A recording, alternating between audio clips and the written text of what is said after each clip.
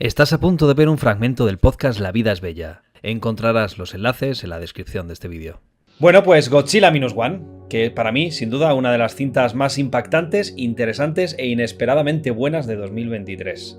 Este proyecto nace con el objetivo de celebrar el 70 aniversario del famoso monstruo, además de ser la película número 37 de la franquicia, que antes lo han preguntado por el chat. Eligieron para la ocasión al director Takashi Yamazaki, un tipo realmente respetado que había nacido para esta película, pero hablaremos de él un poquito más adelante. La película se estrenó en tan solo 500 cines en Estados Unidos, pero el boca a boca inicial hizo que en 3 semanas ya estuviera en más de 2.500 salas. En España, como en otros países de Europa, apenas hubo campaña de marketing, pero no hizo mucha falta, ya que la poca gente que fue a verla al cine al inicio se encargó de recomendarla encarecidamente en redes y entre sus grupos de amigos. Es más, yo debo reconocer que fui al cine a verla, experiencia que recomiendo profundamente, por cierto, si algún día la vuelven a reestrenar en cines, es una película que se goza en cines y en versión original. Gracias a que no paraban de salirme vídeos de tiktokers, instagramers, youtubers que recomendaban una y otra vez la película. Tenéis que ir a verla.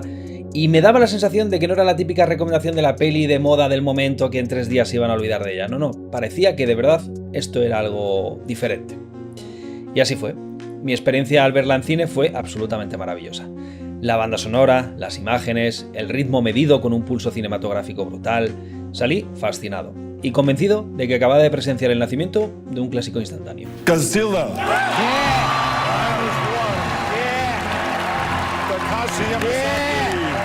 El éxito le llevó a tener su merecida nominación y estatuilla a mejores efectos especiales, algo inaudito ya que competía con grandes superproducciones, y es que esta cinta japonesa de apenas 15 millones, según datos oficiales, lograba un impacto visual mucho mayor que el de sus hermanas mayores, como por ejemplo Guardianes de la Galaxia 3, que estaba nominada. Y digo datos oficiales, ya que su director, Yamazaki, en algunas entrevistas en las que le han preguntado por el presupuesto, cuando le preguntan sobre la cifra de 15 millones, el tipo ha respondido cosas como: ojalá hubiéramos tenido tanto dinero.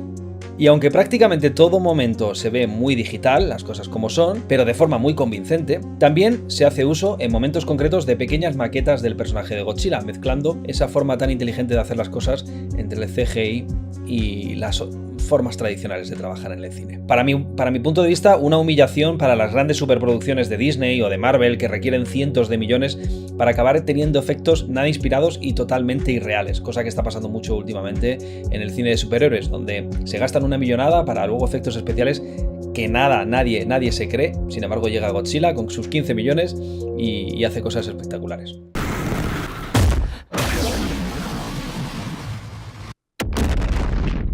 Todo esto la convirtieron rápidamente en un éxito en Estados Unidos y en el mundo entero, rompiendo récords de taquilla que nadie esperaba. Directores como Nolan, a través de diversas entrevistas durante su campaña de promoción de Oppenheimer, elogiaron profundamente la película. De hecho, ha habido una entrevista en la que ambos directores, el japonés de Godzilla y Nolan, han coincidido y han tenido una pequeña tertulia sobre la película.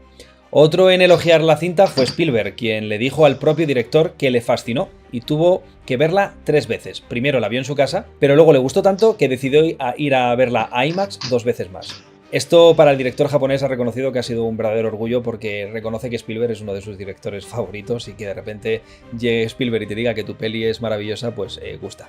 Y como no, el mexicano Guillermo del Toro, quien habla de la película como un milagro del cine moderno y que evidentemente ama por encima de casi cualquier cosa esta película ese año.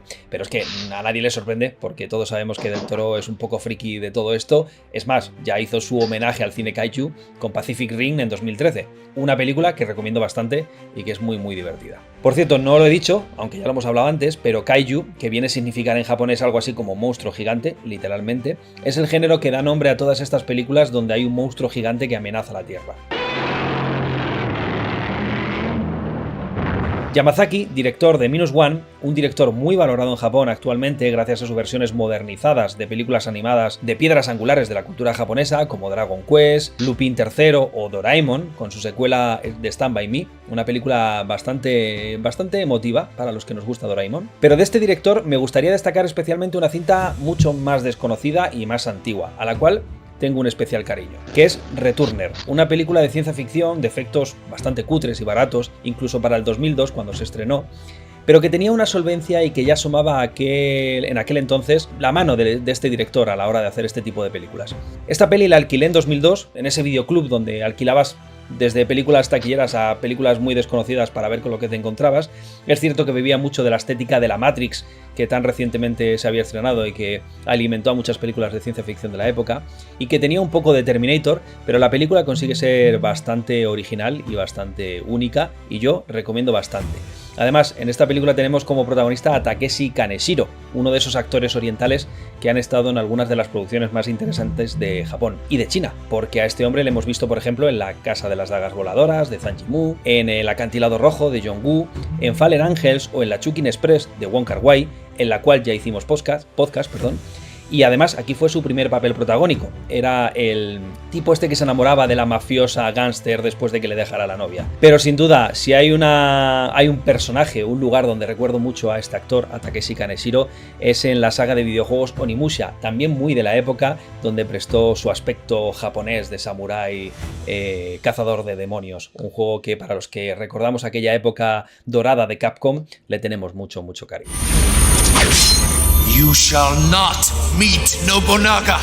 Y volviendo a Godzilla Minus One, Yamazaki no solo dirige, escribe la historia, supervisa los efectos especiales como máximo responsable y además hizo los bocetos originales de esta versión de Godzilla. Una versión mucho más basada en el aspecto clásico que en los diseños más recientes. Tanto querían conservar el aspecto original de Gojira, como se dice en japonés, que el sonido que produce el monstruo se consiguió de forma muy similar al de las películas originales. Y básicamente se conseguía untando un guante de piel en resina de alquitrán de pino y pasándolo por las cuerdas de un contrabajo lentamente. Posteriormente se invertía ese sonido, se reproducía a todo volumen en un altavoz, se grababa de nuevo con un micrófono y tal cual es lo que te ponen en la película. Fascinante el mundo de la creación de efectos de sonido. Por otro lado, la sensacional banda sonora, que mezcla sonidos y melodías clásicas muy reconocibles con el personaje con momentos de pura epicidad. Está compuesta por Naoki Sato, quien ha trabajado especialmente también en animación japonesa y adaptaciones cinematográficas de algunos de los mangas más populares de Japón, como por ejemplo las películas de Kenshin o la última película de animación de Dragon Ball, Super Hero. Añadir como curiosidad extra que Godzilla es una evolución del nombre japonés original Gojira, que es una combinación de las palabras japonesas Gorira, que significa gorila, y Kujira, que significa ballena. Por lo tanto, podemos decir que Godzilla es una combinación atómica de estos dos animales, o al menos eso viene a indicar la etimología de su nombre.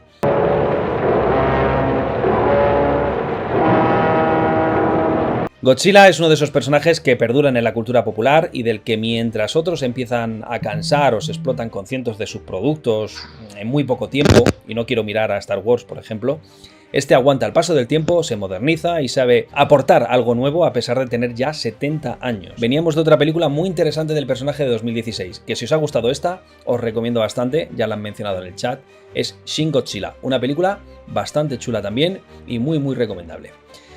Dicho esto, eso es todo lo que tenía por hoy.